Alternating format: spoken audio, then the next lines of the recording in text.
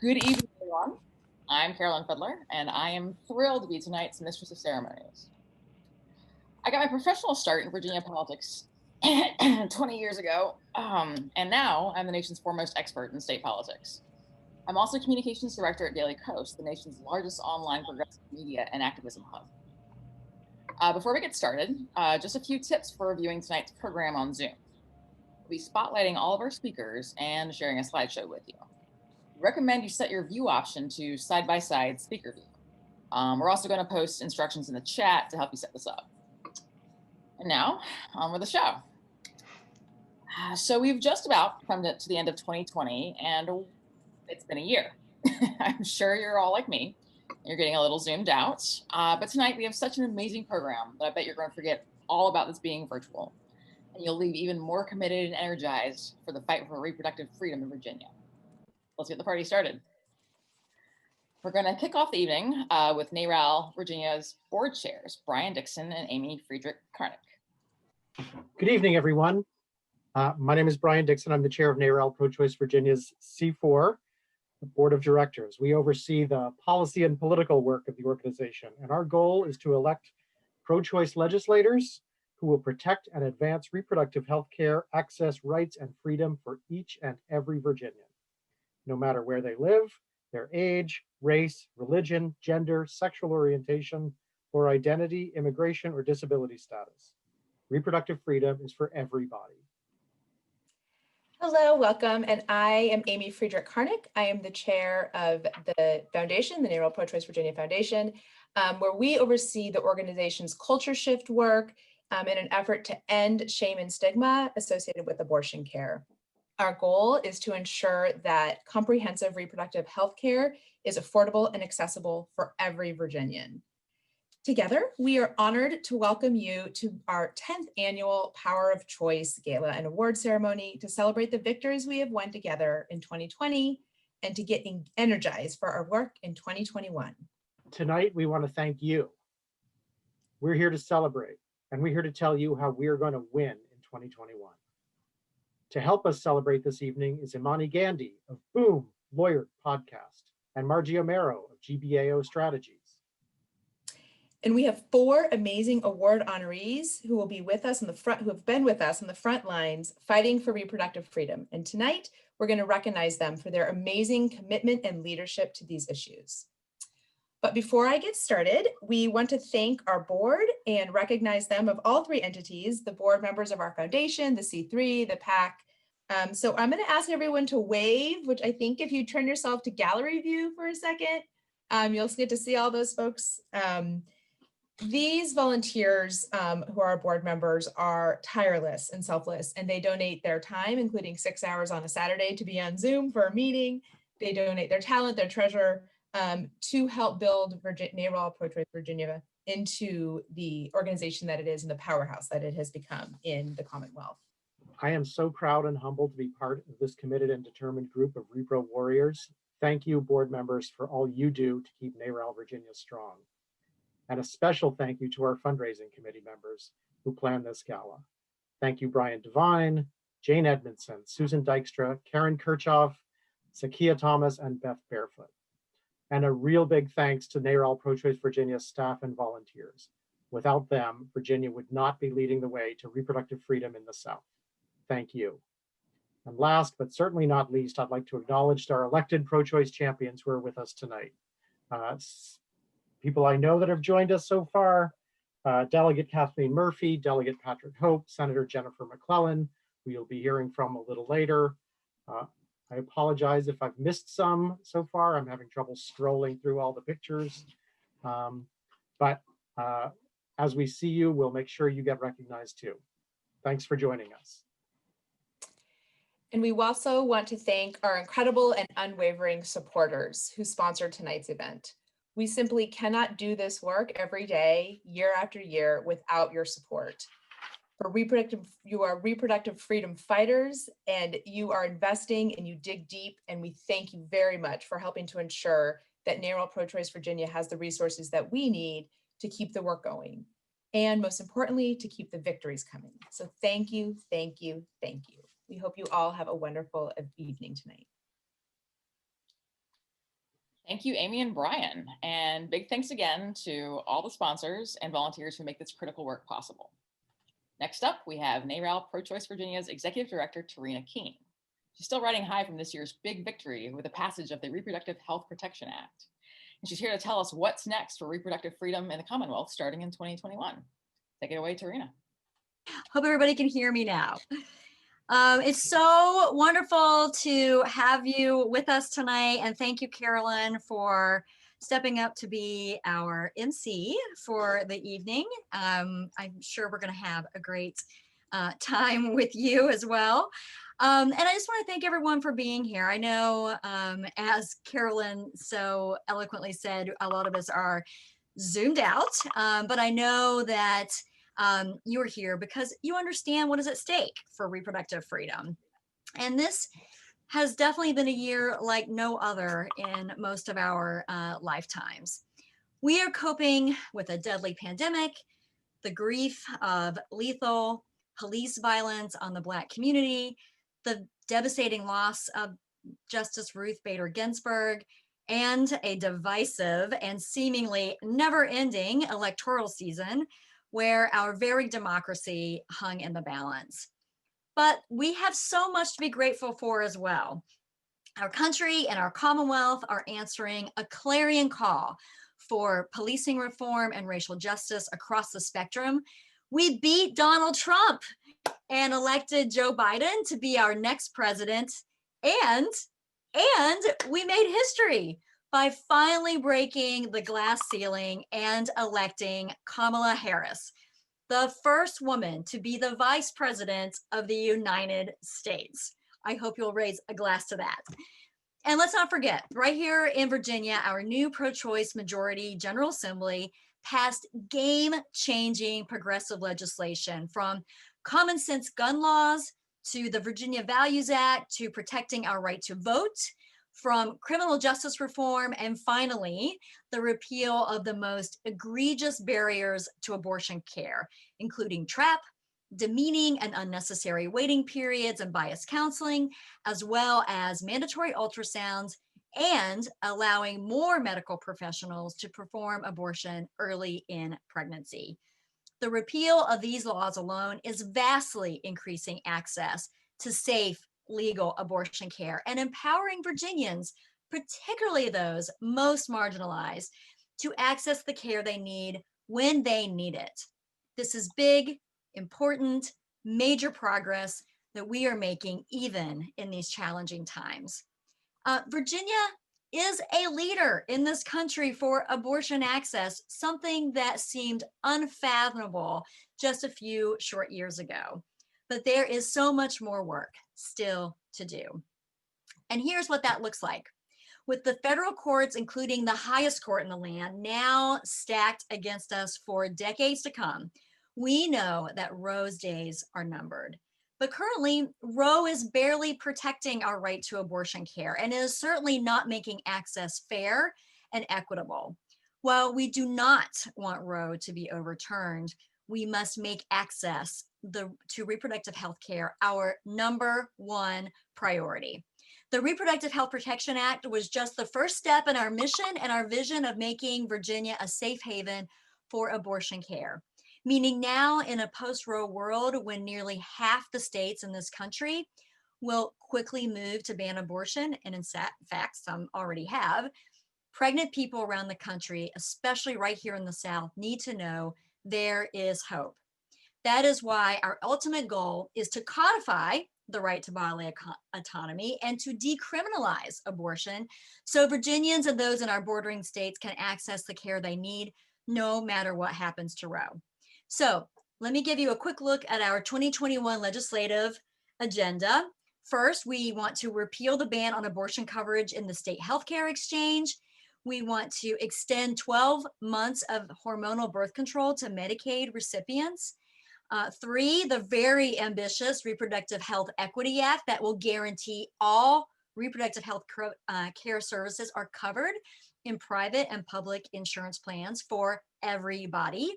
And 4, ensuring pre- and postpartum incarcerated people are treated with dignity and respect and have timely access to reproductive health care.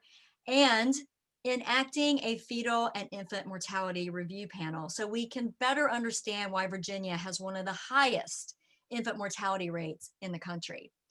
And let's not forget, we cannot enact these policies without our elected champions.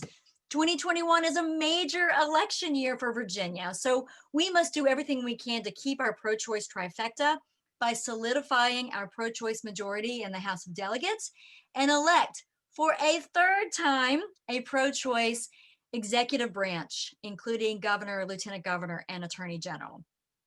So let me leave you with this. Our mission is a moral imperative to make sure that every Virginian has access to comprehensive, medically accurate sex education, family planning services, birth control of their choice, non-discriminatory maternal health care, and safe, legal, affordable abortion care. We can do this. We can be that beacon of hope, but we must commit to the hard work ahead together because our children are depending on us to do so. So keep voting, keep advocating and supporting reproductive freedom in this critical moment for our work and our movement. Thank you again, and let's keep winning in 2021. So I'm going to now turn it over to kick off our awards program for the evening, and I want to introduce NARAL Virginia's incredible and tenacious organizing manager, who is joining us from Newport News, the one, the only, Michelle Wooten McFarland. Thank you, Serena. Good evening, everyone. I'm excited to present this year's Outstanding Advocate Award. This award recognizes one of our most committed activists for reproductive freedom in Virginia, for everything she has already done and for everything she is destined to do. I am delighted to present Rebecca Barwick with this year's Outstanding Advocate for Choice Award. Rebecca Barwick is a fierce advocate who resides in Norfolk. One of our top leadership volunteers and regional volunteers, Rebecca has been on the ground fighting for reproductive health and rights for over 5 years.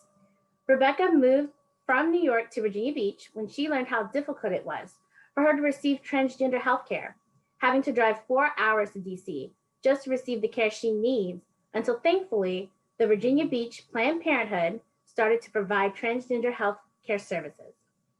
It was volunteering with Planned Parenthood that pulled Rebecca into the reproductive freedom movement and brought her to us here at NARAL Pro-Choice Virginia, where she volunteered at various tabling events and attended panel discussions. Like most of us, Rebecca works every day, but still in her free time is able to volunteer and help NARAL Pro-Choice Virginia through our reproductive freedom culture change programs, helping to educate folks on LGBTQ reproductive health care, access to health care, and helping to bring more folks to this fight in the Hampton Roads area and across Virginia. I'm so incredibly proud to work beside Rebecca and witness her growth with us as a volunteer and her leadership on the ground here in the Hampton Roads area. NARAL Pro-Choice Virginia is lucky to have Rebecca stand with us in the fight for reproductive freedom for all Virginians. Congratulations, Rebecca. Hello. I would like to thank NARAL for this award, which I am humbled to receive today. I think we all know that we're living through difficult times in the fight for reproductive freedom. The federal courts have been infested with anti-choice fanatics who would like nothing more than to strike down Roe and destroy what little remains of the protection for control of your own body. I think the times that we're living in right now really show how important the work of groups such as NARAL are in this ongoing fight. I'm glad to be part of such a strong community fighting for choice, and all I have to say is do what's right, don't take flight, stand and fight. Well, delightful. Those are words we can all live by. Congratulations, Rebecca. And thank you so much for your amazing activism. Now I want to introduce Zakiya Thomas, who's a NARAL Virginia C4 board member. Zakiya is joining us from Fairfax tonight, and she's introducing our next award winner. Zakiya, take it away. Thank you, Carolyn. Tonight it is my privilege to introduce you to our 2020 Aggie Wolf Defender of Choice Award winner. Not only is she a former fellow NARAL Virginia board member, but she is a fierce, unwavering reproductive freedom champion. Senator Jennifer Boysko always hears the call when asked, whether it's patroning, co-patroning, or trying to help us convince her colleagues to support bills, she is our go-to fighter. She's one of those rare legislators that turn towards the fire and not run away. During her time in the House of Delegates, she carried the Whole Woman's Health Act, a bill that was similar to the Reproductive Health Protection Act. Anti-choice legislators were in control at the time. The committee chair where the bill was sent refused to put it on the docket one year, and he sent her a letter telling her that he wouldn't do it because essentially it was a waste of time. Well, this didn't sit well with then Delegate Boysko. She quickly pulled together a press conference to show the public that her critical healthcare and rights bill was being thwarted due to political reasons. Well, if you build it, they will come, and the media definitely came. Equality and equity are the must-have ingredients of every fight she takes on, from the Dignity Act so Virginians can access menstrual hygiene products, to paid family and medical leave, to the ERA, to gun reform, to reproductive health care access and rights. Senator Boysko is the first to stand up, the first to speak out, and the first to draw the line. And that is why she is this year's recipient of the Aggie Wolf Defender of Choice Award. Good evening, friends. I'm Jennifer Boysko, and I'm so sorry that I am unable to be with you tonight. The work that you all do at NARAL is so important, and this award is really special to me. Aggie Wolf was a friend of mine and a lifelong advocate for women's reproductive health. That's something that I've worked on as well for my whole adult life, and we know that the fight is not completed yet. We still have a lot of work to do. With friends like you at NARAL Pro-Choice Virginia, I know that we're going to get there, but wanted to say thank you so much for everything you all do in our community, and I look forward to seeing you all in person. Thanks so much. Have a great evening. Congratulations. Well, congratulations, Senator Boysko. Your commitment to reproductive freedom is undeniable and so needed in this moment. Thanks again. And now, talk about commitment. I want to introduce one of NARAL Virginia's longest serving board members, Karen Kirchhoff, who has chaired both the C3 and C4 boards. She's currently a C3 board member, and she's joining us from her living room in sunny Arlington. Karen, the floor is yours. Thank you very much, Carolyn. Good evening, everybody. Allow me to add my thanks and congratulations to both Rebecca and to Senator Boysko. We're so grateful for your activism and your leadership. Tonight, I have the distinct honor of presenting our newest Power of Choice Award this evening, Legislator of the Year. And we've got not one, but two recipients, both Senator Jennifer McClellan and House Majority Leader Charnel Herring. Senator McClellan represents the 9th Senate District in Richmond, and she began her service in 2006. First in the House of Delegates, and then more recently for the past 4 years in the Senate. During that time, Senator McClellan has never backed down from a fight. She's never backed down from the difficult issues or any contentious debate you can think of. This year, however, she took her fight to a whole new level with the Reproductive Health Protection Act. She strategically shepherded it through the state Senate's precarious pro-choice majority, very slim margin, with the grace and precision, and delivered a historic victory. Also, this year, she successfully championed the Pregnant Workers Fairness Act that expands protection for pregnant workers here in the Commonwealth by requiring employers to make reasonable accommodations due to pregnancy, childbirth, as well as breastfeeding, an issue that is near and dear to me. Senator McClellan, would you like to say a few words? Thank you all for this honor. We'll hear a video a little later tonight that explains why this issue is so important to me. But I just want to say that this victory this year with the Reproductive Health Protection Act would not have been possible without you, without your advocacy for years and years and years, even in the dark times of conservative Republican majorities that put barriers in place, and helping us to get the majority, helping tell the stories of individuals who have had abortions, and helping everyone understand abortion care is healthcare, reproductive health care is healthcare. And I will always be a champion for you because there are too many people counting on us to tell their stories and ensure they have access to safe, affordable healthcare of any kind without government interference. So thank you all for this award, but really you deserve it just as much as I do. Thank you, thank you, thank you. Thank you so much, Senator McClellan. Congratulations again. We are so grateful and so lucky to have your leadership in Richmond. House Majority Leader Herring is going to be joining us a little bit later in the program to accept her award. But right now, I'd like to introduce two of NARAL Virginia's Advisory Council members, Mary Jane Gallagher and Debbie Levin Jardot. Thanks, Karen. Took me a minute to unmute. Hello, and it's great to see everyone tonight. I'm actually really excited. Good to see my friend, especially from Colorado, Michelle. I follow you and your dog's escapades, and I love watching all the stuff that you're doing. It's great to be here. I have to say that Debbie couldn't join us, so it's just going to be me tonight. And I think I'm like a cheerleader, but I must tell you, in high school, I was only the pep club president because I couldn't do any of those big splits or whatever you needed to do. But I just get really happy as I get close to Power of Choice every year, because it's the one time when so many of us can get together and really show our support and belief in this group. I was thinking a little bit ago that we kind of seem flat because we're on a screen, and usually we're in the 2 and 3Ds and actually hugging. And the other thing that I always think each year at Power of Choice is if we could just transplant ourselves out across Virginia and see the wonderful work that our staff is doing. As someone who's been around NARAL Virginia for years, I cannot tell you how much we've grown, and we've grown because of all of you supporters. To just think about all of you who work in different communities around this state, all on behalf of NARAL Pro-Choice Virginia, just warms my heart, and thank you for all the work you do every day. Now, I had to say all that stuff, and I'm really supposed to get right to the point, which is we have a wonderful donor who has given us a match for tonight. And for those of you who haven't been through this before, a match is what we try to raise, all of us on this call tonight, or if you were out in the audience, thank God you don't have to look at my baggy knees this year, but you just have to see my face. And that is, I'm here to try to talk all of you into giving just a little bit more tonight.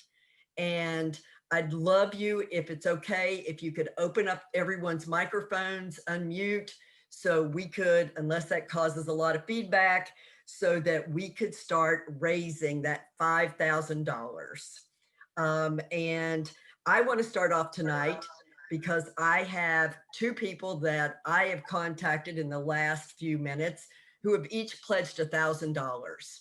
So we're going to start off here tonight with $2,000. So all we really need to raise is $3,000, but we can go up to $6,000 if you want to. So here we go. And we have a great fundraising. Where is that wonderful goal? I guess we should keep the goal at 5. Why not? Do we not have a United Way kind of graphic here we want to add on? Here it comes. And the other thing I know you can do while we're on, and we're going to have a little music interlude, but I'd love you to put up the, you can go to this site right here that's on, and you can click, and we're going to watch you give now for the next few minutes throughout this evening. So who wants to be the first one to click on this link and give us, you could start with 100, you could start with 150, or you could start at 20, but we've got enough folks on here tonight to really do it. So get your wallet out, get your your purse, and start digging, because this staff deserves every bit of support we can give them. They are hard workers. I'm looking at a couple of you right now, and you just work around the clock. So let's show them. Here we go. All right, we've got somebody saying thank you.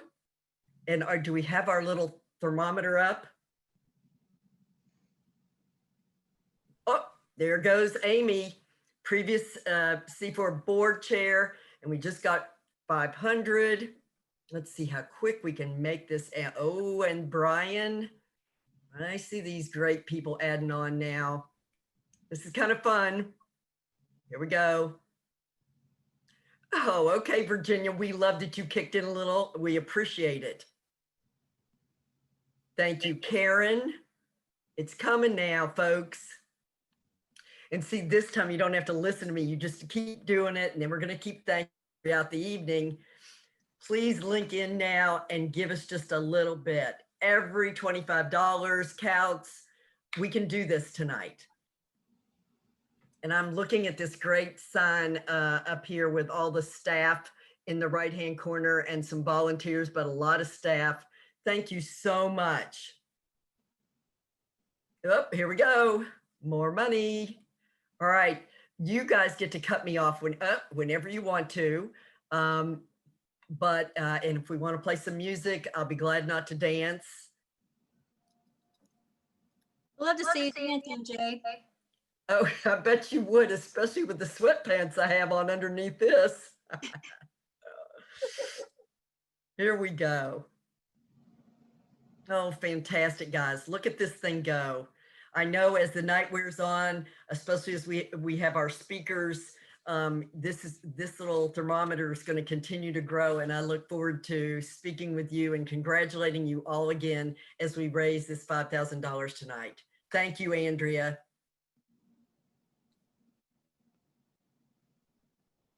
Do we want to try some music?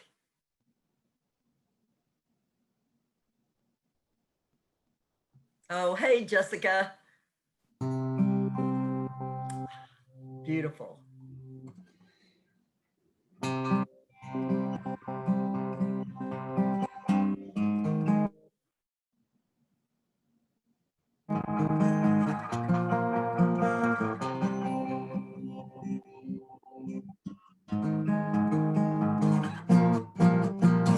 How do we know what to think these days with all the changes on the global stage? Sometimes it's hard to go to sleep at night. What am I supposed to do to make things right?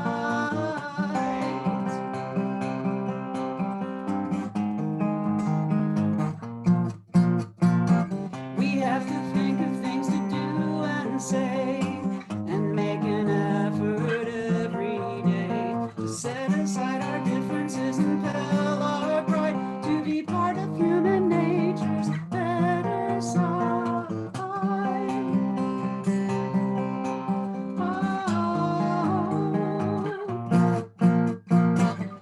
We don't have to reinvent the wheel.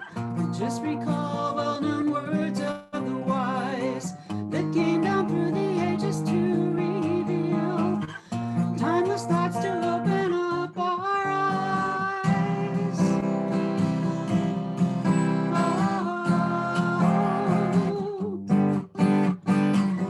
Agree to disagree, don't spoil for a fight. Do what's right even when no one is watching. Do small things with great, great love. Pay attention when your conscience is talking. Believe your dreams and work to give them life. Be true to you and you'll be true to others. I'll ask what I can do for you, not what you'll do for me. And know the truth will always set us free.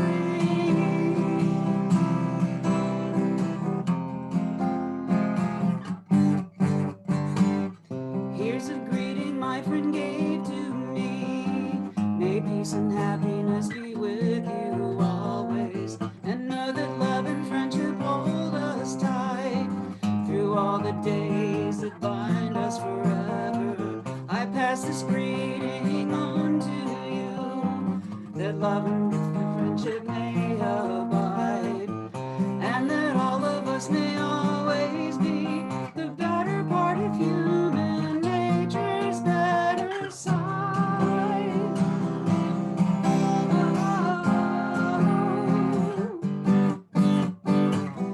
Agree to disagree, don't spoil for a fight. Do what's right even when no one is watching. Pay attention when your conscience is talking.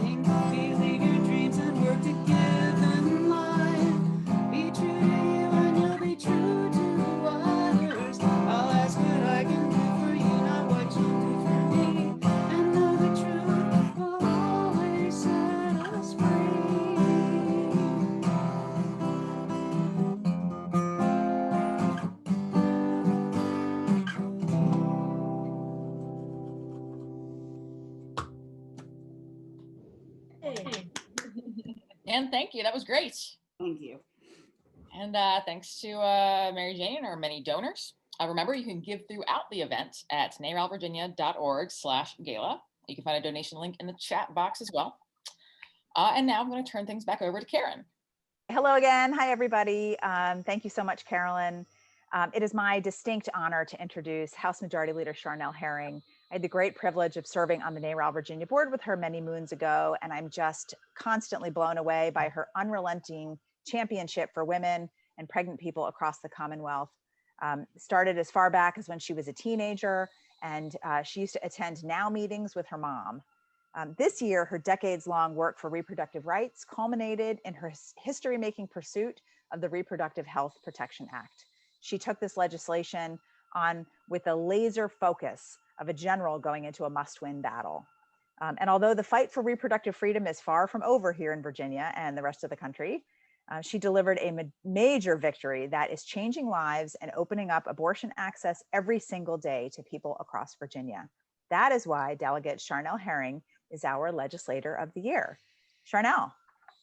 Thank you so much, Karen, and thank you, NARAL Virginia, and thank you to Rena Keene, Executive Director, who goodness, I've known for so long that, I never imagined when we first met that we'd be working together in the legislature. And wow, you're so right, Karen, that there's a lot of work to do, but I remember those honestly, that dark year of 2012, and where it felt like everything was closing in on women and our access to reproductive health care. And it's NARAL Virginia that lifted the voices of women and provided support to push back against the anti-choice Republican majority that existed then. And now look what we've been able to do. And we've got so much more work to go. But I thank you all. And thank you all for bringing science and facts to the table and for the discussions and the time that you take actually to educate legislators about reproductive health care. That has made a difference on our messaging and telling the stories of women across Virginia. You're a great partner, and I thank you all for all the work that you have done and will continue to do. And I'm so honored by this recognition. So thank you. Thank you so much, Delegate. Thank you. And now I'm going to turn the program over to NARAL board member Brian Devine. Great. Thanks, Carolyn. Hi, everyone. I'm NARAL Virginia C4 board member Brian Devine. That's my chief morale officer, Amelia. She is not helping, but I'm super excited to welcome our next speaker. Margie O'Mara is one of the top pollsters in the country with over more than 20 years of experience. Her clients have included candidates, brands, nonprofits, and advocacy organizations, including NARAL, CAP, the DNC, the D-TRIP, Emily's List, Planned Parenthood, Everytown, and many more. She's led qualitative and quantitative research on abortion, race, immigration, climate change, gun violence prevention, the Kavanaugh hearings, coronavirus, policing, and way more that I'm going to keep listing right now. You'll probably recognize her from her frequent news contributions on TV and then in major newspapers, and if you're a polling nerd like me, as the amazing creator and co-host of the Pollsters podcast. She's also a local and lives over on the Tacoma Park side of DC, but we'll try not to hold that against her. So without any further ado, please welcome Margie O'Mara. Well, thank you, everybody. Thank you, Brian. I'm so happy to be here. I know, there are lots of things we miss, but I miss in-person political events and awards dinners. Like I miss them, even though I live in the Maryland side, not even the DC side of Tacoma Park. So I'm not a member of your organization, but I wish I could be there in person because I love the energy of a political event. But I'm getting such great energy. This is such a lovely evening so far. So thank you so much for letting me be part of it. I'm going to speak briefly because I know there are a lot of really fantastic speakers coming after me. So I just want to talk a little bit about urgency. When it comes to COVID and healthcare, that's obviously a dominant urgent need, and it permeates everything that voters are thinking about. So we've done a lot of polling on this recently, but in past months and over the course of the year, getting COVID, worrying about one's own family contracting COVID is one of the top worries that people have. Over a majority say they're worried about someone in their family getting sick. People worry about social distancing ending too soon and the pandemic being prolonged. And also, people are feeling the economic impact of the pandemic personally. About a third to 40% say they or someone in their household has lost a job or hours over the course of the pandemic. It's higher if you ask about somebody that you know, then it's much higher. But if it's even in your household, it's pretty quite sizable. And importantly, women specifically feel pessimistic about this. They feel worried and concerned about the direction of the economy, about their own economic situation, about these various concerns when it comes to the pandemic. And this gender gap transcends party and racial lines. So that means Democratic women are more concerned than Democratic men, typically. Republican women tend to be more concerned or pessimistic about the economy than Republican men. Independent women then more so than independent men, and women of color more so than men of color. So at the intersection of race and gender, there are Americans, women of color in particular, feeling a really acute economic and caregiving squeeze. So this is an obvious, urgent crisis. Yet the party differences on the pandemic are very striking. So I've been working one of the co-leads of the Navigator Research Project. It had been over the last 2 years a monthly look at the issues affecting progressives. During the pandemic, we moved to nightly, then we moved back to weekly, where it's not a nightly tracker anymore, but we're still releasing pretty regularly. And we asked in our post-election survey about what was the most important issue to your vote for president. We had a couple of ways, which I'll talk about in a minute, but one just said, was it the coronavirus pandemic or the economy? And overall, people were pretty divided. 52% said the pandemic, 48% the economy. If you look at it by who people voted for in the presidential vote, it's really amazing. 85% of Biden voters said that the pandemic was more important to their vote for president. 84% of Trump voters said the economy. So they completely flipped. So there's really the partisan divide here on how people think about the pandemic, despite the widespread effect people are feeling, is really striking. But let's turn specifically for a moment to the issue of abortion and reproductive freedom, because that threat continues to be urgent. We saw in ballot measures, whether it's Louisiana's ballot measure this year or the West Virginia measure last election cycle, these measures then ask voters to make a few different calculations about what this measure means and what it might mean if something else happens later down the road politically or with the courts. It's for a lot of voters, a few too many steps than the ballot measure language can really convey to them. So you combine that with, in terms of how people, the vote driver, the extent to which abortion is a vote driver for people, it's lower tier compared to some of the issues like the economy and pandemic. It's lower tier for Biden voters than it was for Trump voters. So you combine that with, a confusing ballot language, a lack of clarity over what the judicial threat may be down the road. And that leads to a more complicated ground for advocates of reproductive freedom. But one thing that we did see this election cycle, which I think is encouraging, and I think it's something that activists should continue to explore in their communications in Virginia and elsewhere around the country, is the importance of focusing on the health outcomes that these extremist policies might lead to for Black and brown women. We saw that message really have some impact across the board.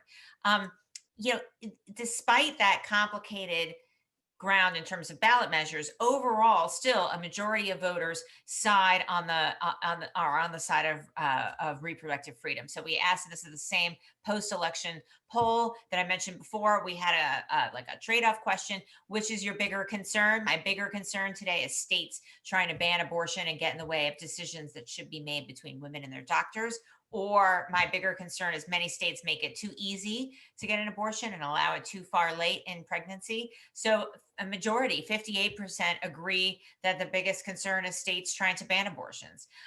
And there are more Trump voters who agree with that position than there are Biden voters that agree with the anti-reproductive freedom position. So 15% of Biden voters say their concern is that the states make it too easy.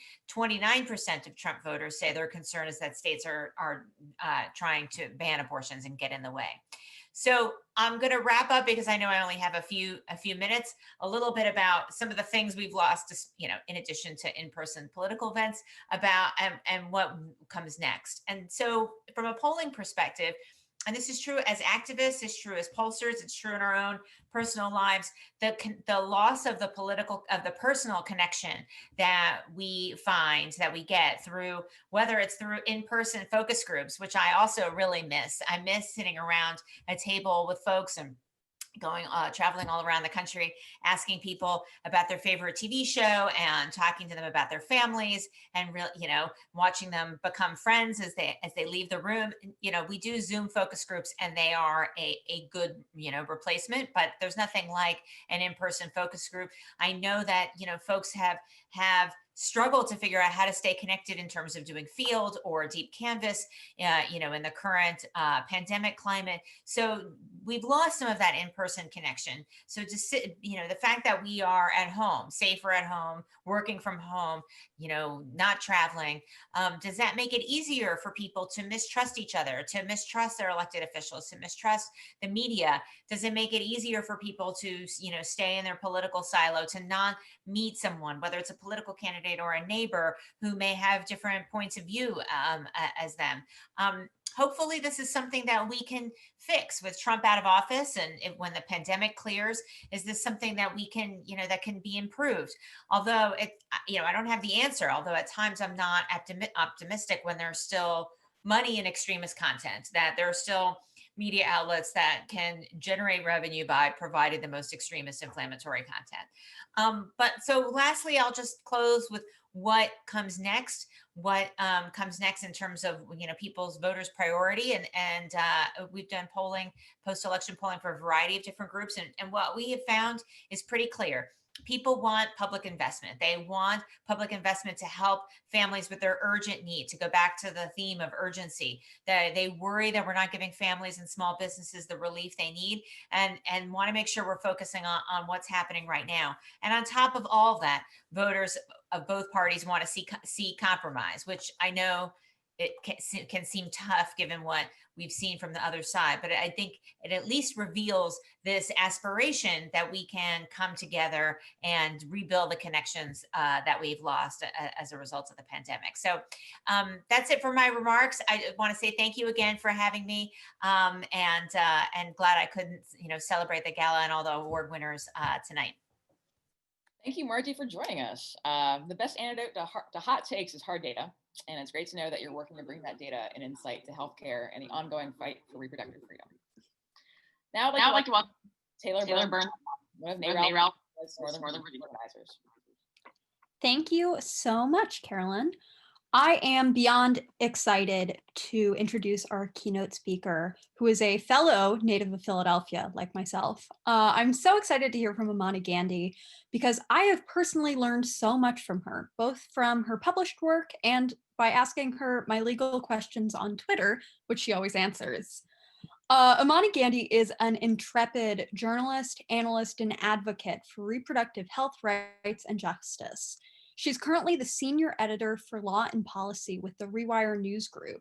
And Amani is also a co-host of the reproductive rights and social justice podcast, Boom Lawyered. She also founded and continues to write the award-winning Angry Black Lady Chronicles, which won the 2010 Black Weblog Award for Blog to Watch and the 2012 Black Weblog Award for Best Political Blog. Amani, who describes herself as a recovering attorney, has a personal connection with the Commonwealth. She received her JD from the University of Virginia School of Law in 2001, where she was a Hardy Cross Dillard Scholar and an editorial board member for the University Law Review. Amani is an inspiration to all of us who fight for reproductive rights and freedom. We are so excited to hear from her tonight. And now it is my privilege to give you Amani Gandhi. Thank you so much for that introduction, Taylor. Usually when I give one of these kinds of speeches, I like to do a 10-minute build-up, and it's generally hilarious. I tell this very poignant story about how I grew up believing I was a crack baby, which I really did. And I try to tie it to stereotypes of Black women. You'll just have to take my word for it that you would have loved it. But I only have 12 minutes, so I want to get right down to it. Reproductive rights as the dominant framework in this movement is over. It has to be over. Not to drag, as the kids say, the many brilliant people who have fought and toiled to maintain the abortion rights that we have, but those abortion rights don't mean anything to so many people. Black and brown people, to low-income people, to trans and non-binary people. And that's why the movement needs to be entirely consumed by the reproductive justice movement. Because RJ includes reproductive rights, but it also includes so much more.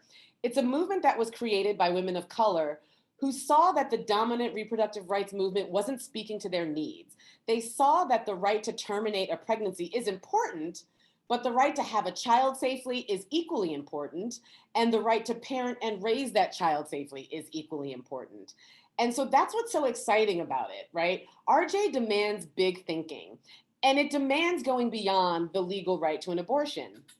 As a lawyer and a journalist, the reproductive justice framework has allowed me to look beyond the law and to place my work into a larger context. I can tell you that Roe allows abortion up to the point of fetal viability. I can tell you that Planned Parenthood versus Casey's undue burden test prohibits substantial obstacles being placed in the path of people seeking abortion. And while that's important, because knowing our legal rights is absolutely critical, it's also not enough. And that's where RJ comes in. A reproductive justice framework complements a reproductive rights framework by placing abortion in the broader context of human rights, because legal rights are not sufficient. Abortion law is not abortion justice. Robin West, who's a legal scholar and associate dean at the Georgetown Law School, has argued that what we have right now is not a legal right to an abortion, but a negative right against the criminalization of abortion in certain circumstances. And even though Roe grants a fundamental right to a pre-viability abortion, that right is still subject to state regulation, depending upon whether or not a court views a particular regulation as an undue burden or substantial obstacle to abortion under the case Planned Parenthood versus Casey. And since the court decided Casey in 1992, 91, 92, states have pressed their luck to determine how far they can go when it comes to imposing burdensome regulations on providers and on patients. They essentially want to test the court's resolve to see what the court will and will not allow states to do. And so they impose increasingly burdensome regulations on patients and providers in order to make it difficult, and in some cases absolutely impossible, for pregnant people to access abortion. And now they've got a new trick that they're trying, these states. They're trying to recast outright pre-viability abortion bans as regulations. And so if they couch it as a regulation, that means they have to go through this whole test, but it's utterly ridiculous. There's a case that the court is going to consider eventually, because it's conferenced on it about 10 times, I think we found out today. It's a case that's challenging Mississippi's 15-week gestational ban. This is a law that bans abortion after 15 weeks. In that case, Mississippi is actually arguing that its pre-viability ban isn't really a ban, it's a regulation. It's a regulation on the time period during which a person can get an abortion. And yes, that is as bonkers as it sounds, because a regulation on the time period during which a person can get an abortion is a fucking ban. That's what it is. And here's the worst part. The Supreme Court ruling that we got in June Medical Services was good, to the extent that it permitted the few clinics left in Louisiana to remain open, but it was terrible insofar as Roberts' concurring opinion, Chief Justice John Roberts, he fired a warning shot at the future of abortion rights law. And, you know, we were all very nervous about June Medical Services, weren't we? I bet most of the people on this Zoom call were very, very nervous. I was practically in a blind panic. So when it came down that Roberts had actually sided with the liberals, I was elated. But then I read Roberts' opinion and realized that he had just teed up a fight about what the Planned Parenthood versus Casey undue burden standard means. Does Casey require balancing the burdens of a particular law against the benefits of that law, as the court said that they have to do in Whole Woman's Health versus Hellerstedt, which was that landmark case that abortion rights activists and lawyers won in 2016? Or Does Casey permit courts to just simply make a judgment call as to whether a law is an undue burden? We're already seeing the effects of Roberts' concurrence. States all over the country are clamoring for a rule on this issue so that they can go wild with regulations, knowing that Trump judges sitting on courts around the country will never overturn a regulation on the grounds that it's an undue burden. The Eighth Circuit, for example, just recently permitted a series of abortion restrictions to go into place, including a D&E ban, saying that they didn't think that the D&E ban posed a substantial obstacle, even though it literally bans a particular kind of abortion, the most common kind of abortion, in the second trimester. But apparently that's not a substantial obstacle. And they made that judgment call, and they are arguing that Casey doesn't require them to weigh benefits and burdens, because if they weighed benefits and burdens, they would lose because so many people get D&E abortions. The Sixth Circuit is allowing Kentucky to go forward with what is essentially an admitting privileges law, very similar to the one that we saw in June Medical Services versus Russo. They're claiming that there's no undue burden to them forcing doctors to get these hospital transfer agreements, again, very similar to admitting privileges laws.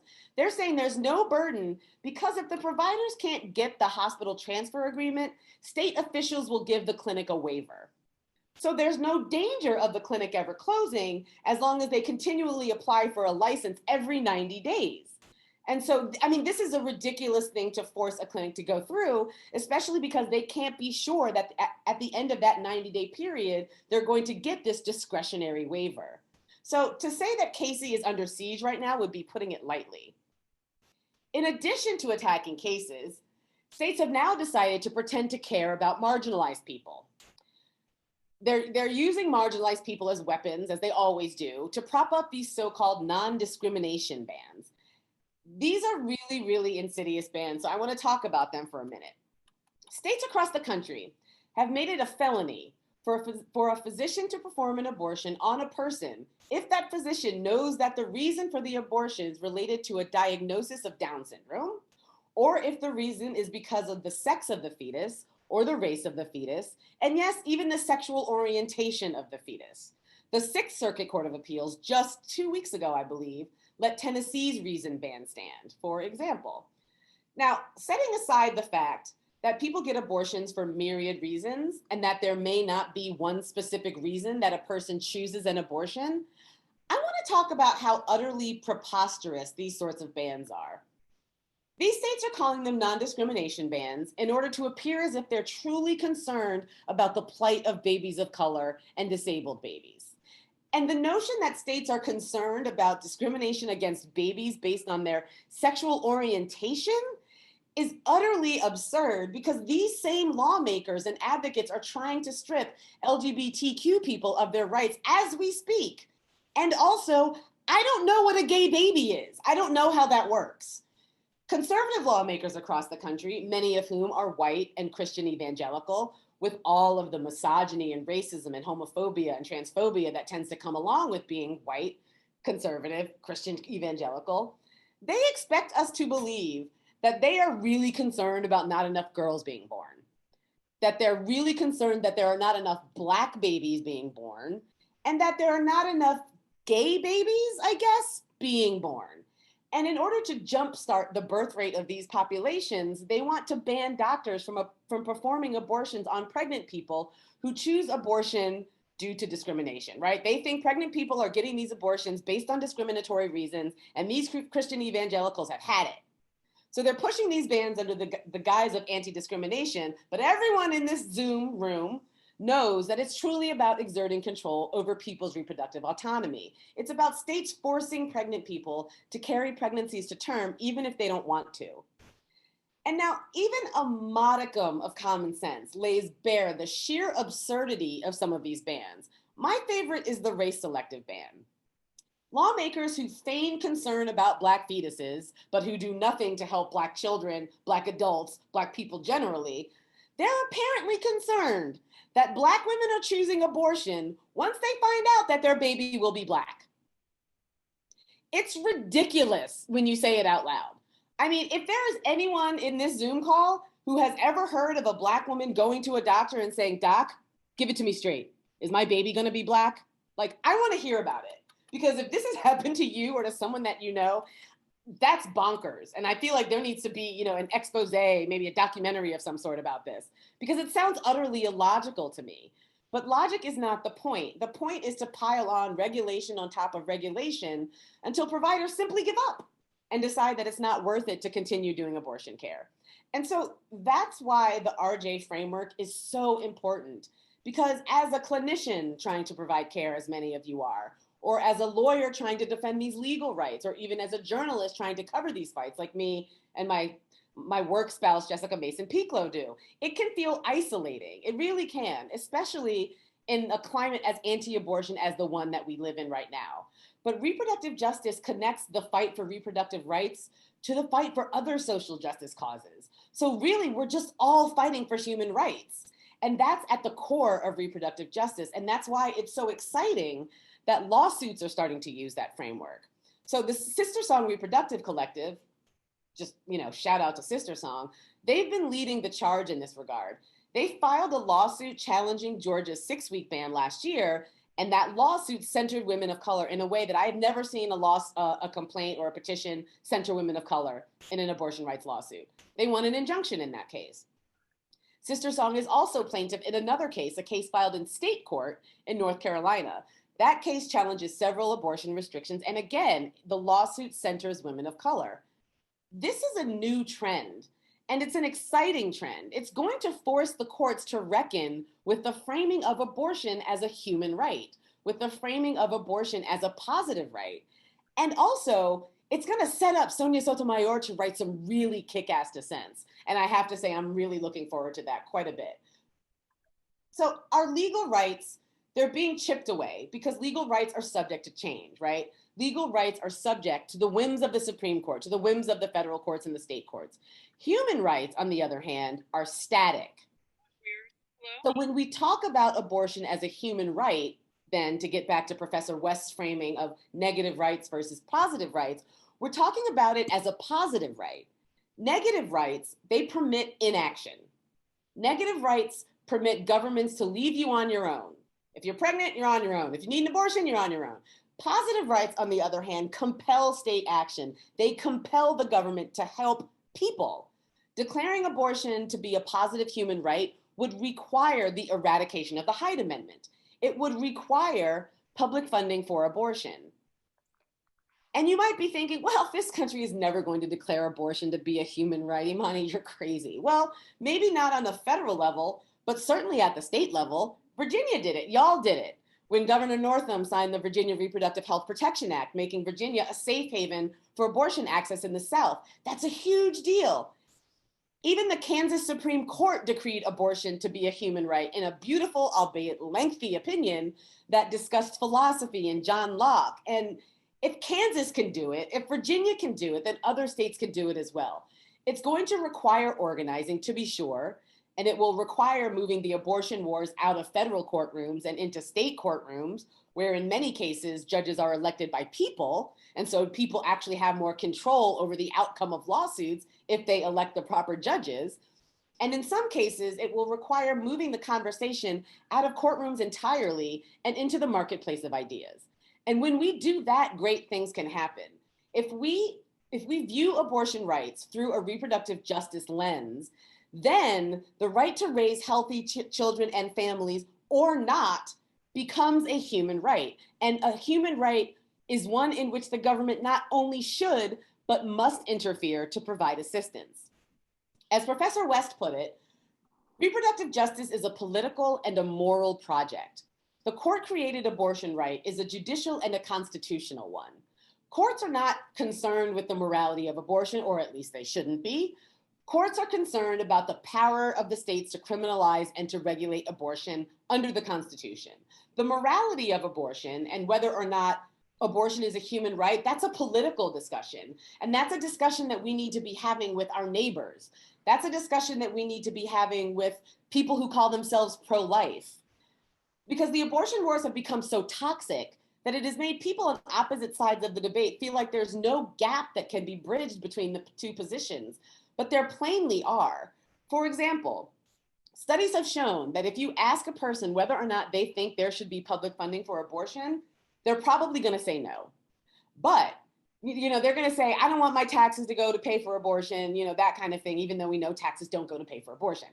But if you ask that same person if they think it's fair that a poor person should be refused access to health care, to medicine that a person of means has access to, the answer might be different, because they might say, well, no, that doesn't seem fair. And then you can start having a conversation from that place and begin to talk about the morality of abortion, why it's necessary, what the history of it is, how it really didn't become this great, horrible thing until guys decided they didn't want women mucking about in their medical business. They were all witches and midwives, and that just had to stop. So, you can start talking to people about what is necessary to reduce abortion rates without criminalizing it. And reproductive justice is the place to have that conversation. It's the place you can begin to have these difficult colloquies with people that you may not think you can reach. And that's why I remain optimistic despite the profound losses that the movement now is experiencing and has experienced, because reproductive justice is not dependent on court wins and losses, right? Reproductive justice goes beyond legal rights. And when we think beyond legal rights and begin to think about access, who abortion serves and who needs abortion care, that's when we're in the realm of RJ. When we're helping abortion funds, when we're finding places for people to stay, when we're helping them find money to help pay for the abortion, to help pay for lodging, to help pay for healthcare, that's where RJ lives. And that's why RJ is the way forward. That's why reproductive justice is the way to reproductive liberation, because it takes into consideration other issues of social justice that inform a person's right to access abortion, a person's right to make decisions about their body, issues like universal health care, job security, food security, police brutality. How can a Black mother raise a kid if that kid is going to be gunned down by a vigilante in Florida when he's getting an iced tea and some Skittles? How can a Black mother raise a kid if that kid is going to be shot in her bed by Kentucky cops? Reproductive justice connects all of these fights. How is a Black mother supposed to live in Flint, Michigan, where they haven't had good water in 4 years? These are the kinds of things that reproductive justice forces us to think about. And so it's definitely a difficult time for abortion rights. Like, I'm not going to sugarcoat it. And it's easy to get discouraged or to feel like you're not doing enough. So I just want to say to everyone in this Zoom room, especially to people who are working in this space, sometimes just existing is resisting. Sometimes just getting up in the morning is an act of resistance. And I think that's something that has helped me over the past 4 years. And I hope it's something that other people can take to heart, because this is truly a very difficult time for all of us. I mean, pandemic aside, we're in a fight that is not likely to be resolved soon. But since we're fighting for justice, I really do think it's a fight that we can win. So I just wanted to thank NARAL Pro-Choice Virginia for having me. I want to thank everyone who works in this space for the things that you do, whether you're a clinician or a journalist or a lawyer or a politician. Whatever you're doing to bring reproductive liberation to the people, it's an amazing thing that you're doing. And I want to thank you for allowing me this opportunity to talk to you. It truly has been an honor. Thank you so much, Imani. I'm so glad that you and Margie were able to join us tonight. Thank you. Thanks to all of you. We've raised nearly $4,000 tonight, just another 1,000 to go. And Diane Smith has just pledged $40,000 towards our year-end fundraising campaign. Thank you so much. This is amazing. Well, really excited about the next part of our program, because we are enjoying the company of 3 guests who are running for governor in 2021. And now, for the first time anywhere, they are pairing together and will tell us what they will do to protect and advance reproductive freedom in Virginia if they're elected. Here to start us off is Delegate Jennifer Carroll Foy, who championed the Equal Rights Amendment and got it over the finish line at long last earlier this year. Delegate? Yes, hi, and thank you for having me. Thank you to Tarina and all of the incredible NARAL members across this Commonwealth. You have built a powerful movement for reproductive freedom in Virginia, and it's an honor to be here with all of you today. So when I was preparing what I say to you, I started to think about what reproductive freedom means to me. And I grew up in Petersburg, once one of the wealthiest African-American communities in Virginia. But when the factories closed and the jobs moved out, despair crept in. Now Petersburg has one of the highest child poverty rates and rates of unaccredited schools in Virginia. Many people talk about how communities of color don't have the same access to reproductive health care and information. I know it's true because I've lived it. I've seen my classmates I grew up with not have the care or information they need thanks to disinformation tactics targeted at our communities. There is even a fake clinic in my hometown today, doling out falsehoods about abortion and reproductive health care to people trying to get help and information. All of those attacks are an attack on us, on reproductive freedom, an attack on our right to live our lives the way we want. These targeted efforts by extremists made it clear that they didn't believe we are capable of making our own choices, we are entitled to control our own bodies, or should be able to make our own decisions. Then fast forward to 2017 when Trump won, and I felt all of the feelings, the anger, the sadness, the confusion, but I was equally disgusted about the policies coming out of Richmond at that time. I remember the push by anti-choice extremists calling for flags to be flown half-mast.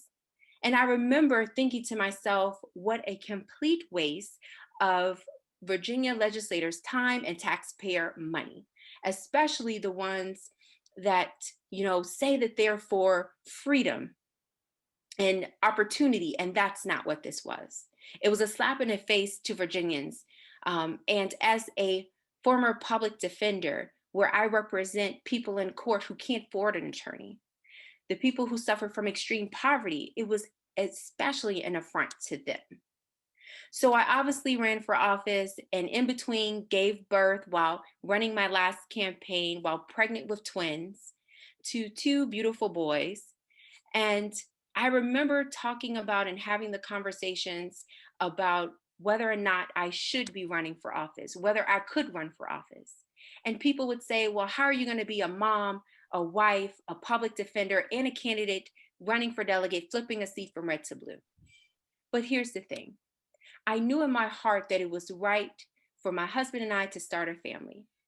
And I was so grateful that I had the opportunity to start a family on my terms when I felt it was right, regardless of what anyone had to say. And that's what's important, because all of these issues are intertwined. And finally, I remember thinking about how important it is to have quality maternity health care for mothers who give birth, and pregnancy, which isn't easy, is the key to reproductive freedom. I experienced several complications after giving birth prematurely. My concerns were ignored, and because I was not heard or seen or believed, I had to be hospitalized again and nearly lost my life. And that is when politicians would say something like, we're at a turning point giving Amy Coney Barrett nomination, or in this moment. But here's the thing, we're not. We've been fighting these hard fights for decades, and communities of color have been fighting these fights even longer. Decades of anti-choice efforts to chip away at access have led us to this point, and people of color know this most of all. But do you know what working with tireless advocates like NARAL and other organizations get you? The majority. And in the Democratic majority in Virginia, we have led the way on reproductive freedom. And I know we all stand on the shoulders of giants who came before us fighting for these issues, which is why for me, moving so quickly to chief co-patron the Reproductive Health Protection Act, the 2020 bill to remove politically motivated and medically unnecessary barriers to access to abortion and abortion providers, meant the absolute world. And I can say that running to be the next governor of Virginia, I have kept all the promises that I made as a delegate, and I will as the next governor. Because as governor, I promise to take it a step further, to ensure that in a Jennifer Carroll administration, everyone, every part of my administration and the people who work there believe and advocate for reproductive freedom. And not only that, I want to ensure that we have people in place who will vote the right way to decriminalize abortion and codify Roe versus Wade, because that's not only what's right and needed, but it's what's necessary. And because a careful administration will work to expand access, that means we could be a target of anti-choice movement that has always clung to ideology over science. I'll work to fight against fake clinics and disinformation that some are determined to spread to the detriment of people seeking care. And importantly, I'll work to strengthen trans rights. Trans people must have equitable access to healthcare, including reproductive healthcare. A careful administration will make trans rights a top priority, because until all of our rights are secured, none of our rights are secured. I was proud to be a steadfast advocate for reproductive freedom my entire career. And here's my message for anyone who stands in our way. Whether a Democrat or Republican, your days are numbered. If you choose to fight against us, we will not back down, we will not let up, and we will not stop until this war against women and trans is won. So thank you so much. Thank you, Delegate. Next up, we have a man who probably needs no introduction, former Governor Terry McAuliffe, who was also NARAL Virginia's 2017 Brick Wall Award winner for his commitment to overturning Virginia's dangerous trap regulations during his time in office. Governor? Well, good evening, everybody. It's great to be back with NARAL. We had such a great adventure together. When I first ran in 2013, I think how helpful NARAL was to me. And first of all, thank you to Tarina and everybody else. And then, of course, I walked into what had been just horrible anti-women, anti-reproductive rights, a legislature that was absolutely nuts.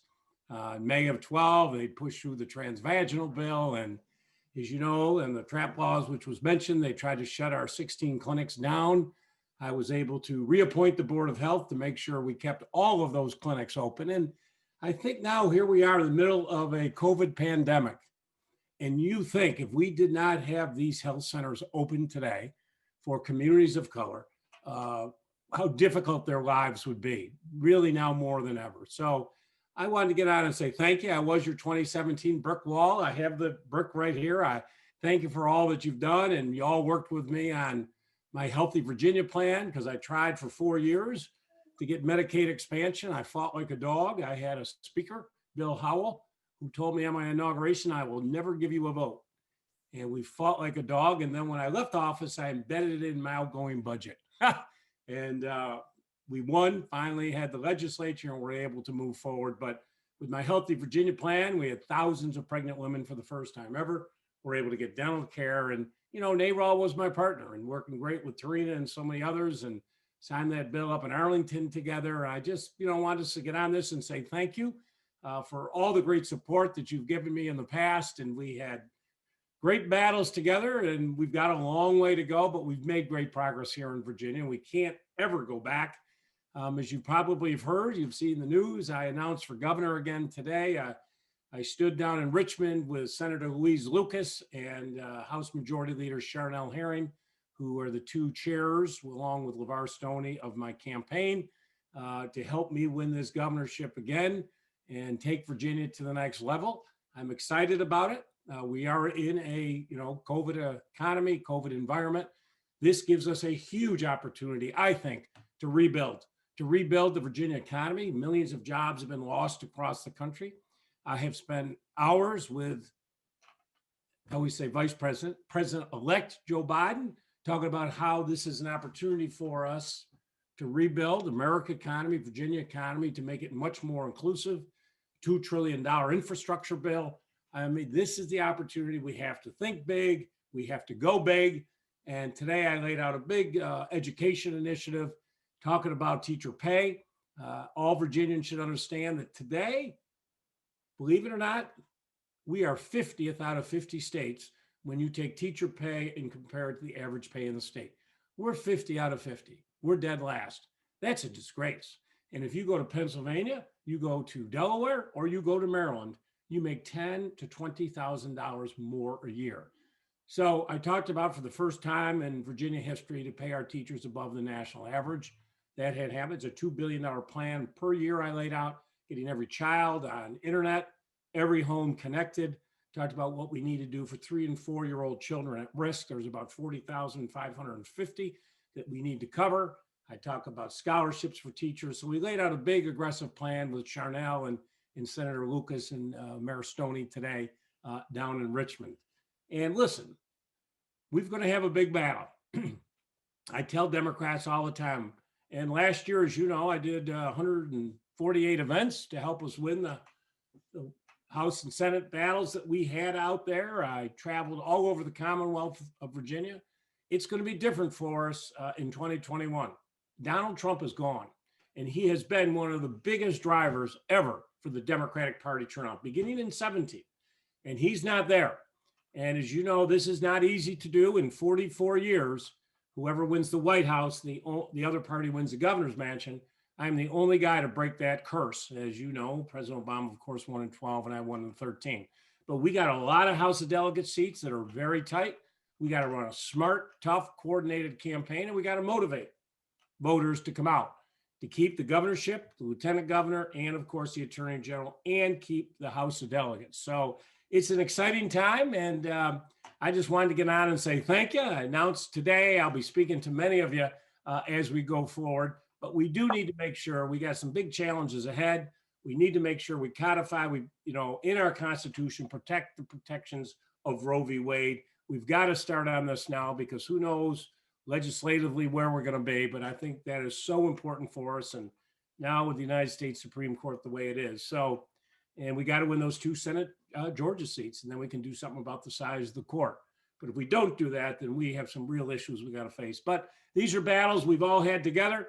It's great honor to be with everybody tonight, albeit by Zoom. It's not how we normally do these things, but thank you. Thank you for your support of me in 2013. And then thank you for being at my side as the battles, as Tarina knows, I had the record vetoes 120, more than any governor in the history of Virginia. I never lost one, but that would not have happened without the great support of the members of NARAL. So thank you. We'll be talking as we go forward, but have a great night. And thank you for supporting NARAL in protecting women's reproductive rights and protecting all women throughout the Commonwealth of Virginia. Thank you very much. Thank you, Governor. Thank you. And now, someone you've already met tonight, our Legislator of the Year award winner, Senator Jennifer McClellan. Good evening, NARAL Pro-Choice Virginia. This is Senator Jennifer McClellan, and it's a pleasure to be with you tonight for the 10th annual Power of Choice Gala. So much has happened in the past 10 years, and this year in particular, we have much to celebrate. I remember in 2010, when I became the first pregnant member of the House of Delegates, going to my doctor's office and learning firsthand how Virginia's abortion laws impact the doctor-patient relationship in so many ways. My doctor told me stories of patients who had to make very difficult decisions of what was best for them and their families. Like one patient who had a hole in her heart and was on birth control because she knew if she got pregnant, she could die. She got pregnant anyway, and she had to make a very difficult decision about what to do. A patient who was pregnant with octuplets. The chances of any of them surviving were slim, but by reducing her pregnancy to 2, the chances were greater that both would survive. The patient whose baby had spina bifida that was so incredibly pronounced that that baby could not be born. Each of these families had to make very difficult decisions. And as I listened to these stories, I thought about how the ultrasound bill that we were debating on the House floor that very year would make those decisions that much more difficult. I thought about my friend who lost her baby in the 7th month of pregnancy and how terrible it would have been had she had to get another ultrasound, be asked to look at it, and asked to listen to a heartbeat that wasn't there. And I told these stories on the House floor. We were able to defeat the bill that year, but unfortunately in 2012, the ultrasound bill and the TRAP laws passed, putting barriers in the way of Virginia women exercising the best decision for them and their families for their reproductive health. We fought back worse bills, the personhood bill, and efforts to ban Medicaid funding for abortions in the case of gross fetal abnormality. But with the majority, with your help, putting Democrats in the majority, this year, Virginia became the first state in the South to proactively protect a woman's access to reproductive health. With the Reproductive Protection Act that I carried with Delegate Charnel Herring, we were able to remove the 4 major barriers to access to abortion care here in Virginia. But we have more work to do because for many women, even if abortion is legal, it is not accessible.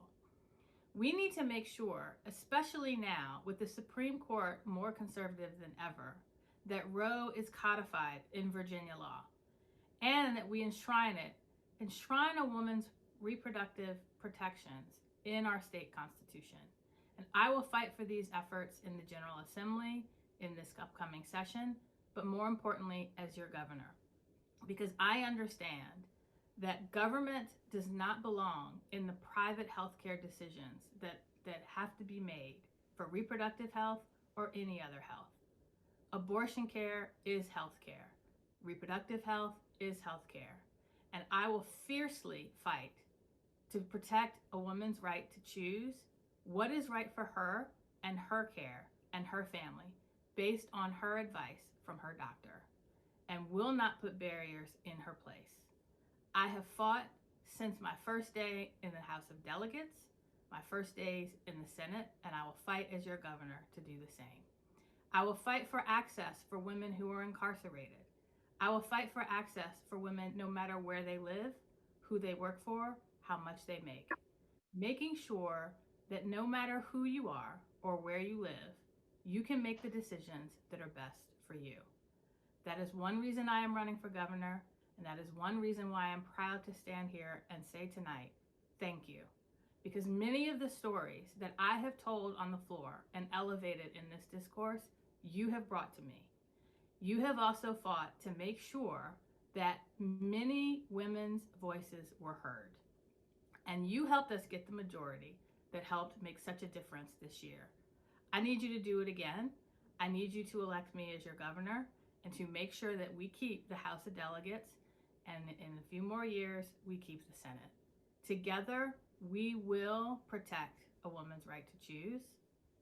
We will enshrine Roe in our state laws, and we will continue to be a beacon for women outside of the state who cannot access safe and affordable care in their own states. We will make sure they get it here. So thank you all, and I wish that I could be with you in person, but we will celebrate together, hopefully very soon. Stay safe.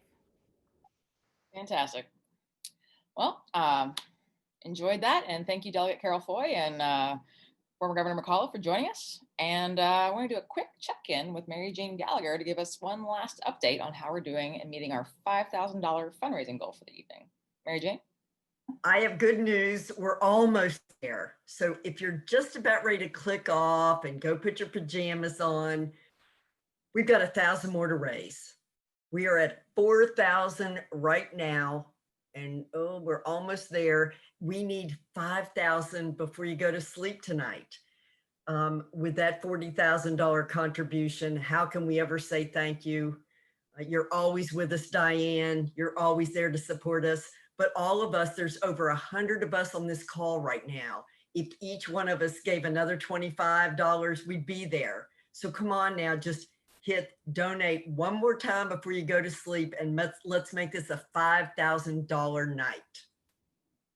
It has been an amazing, and I am so glad that everyone was able to join us. I'm so grateful that everyone was willing to endure one more Zoom thing this evening, because this is an amazing event. Hopefully most of y'all have been in person before, so I don't have to tell you what a great event this is, and we can do it IRL, as the kids say. But this was also fantastic, and I feel truly shined upon that I was able to be involved in it. I'm so grateful to everyone who participated, our speakers and our candidates and our award recipients. And I really hope everyone had a really great time tonight. It really has been an honor and a pleasure. I had a ton of fun emceeing. And again, Thanks to all the elected officials, our supporters, our advocates, our activists, our staff, and our volunteers, everyone for everything that you do every single day to make reproductive freedom a true reality for all Virginians.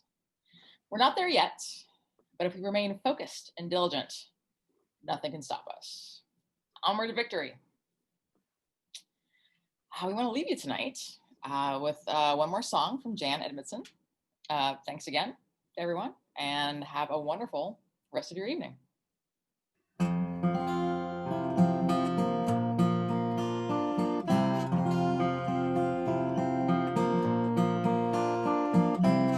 Everybody I talk to is ready to leave with the light of the morning.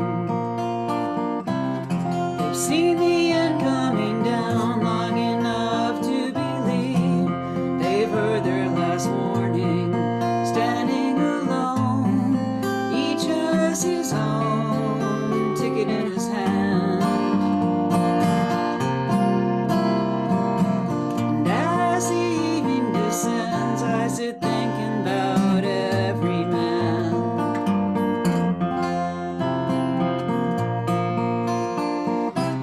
Seems like I've always been looking for some other place to get it together,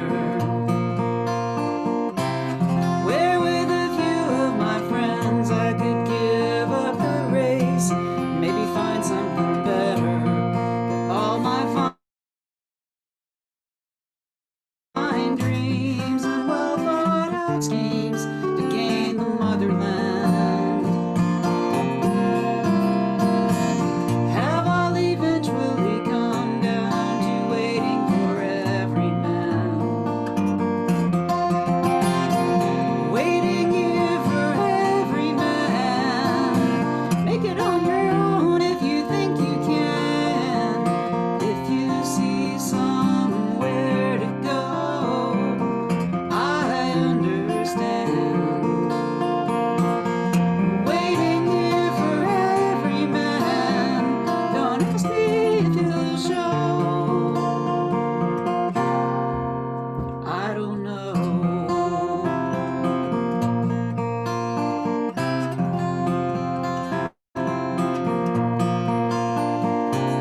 Make it on your own if you think you can. Somewhere later on you'll have to take a stand. And then you're gonna need a hand. Everybody's just waiting to hear from the one who can give them the answers. Lead them back to that place in the warmth of the sun, where sweet childhood still dances. Who'll come along and hold out that strong, good, gentle father's hand. Long ago I heard someone say something about every man.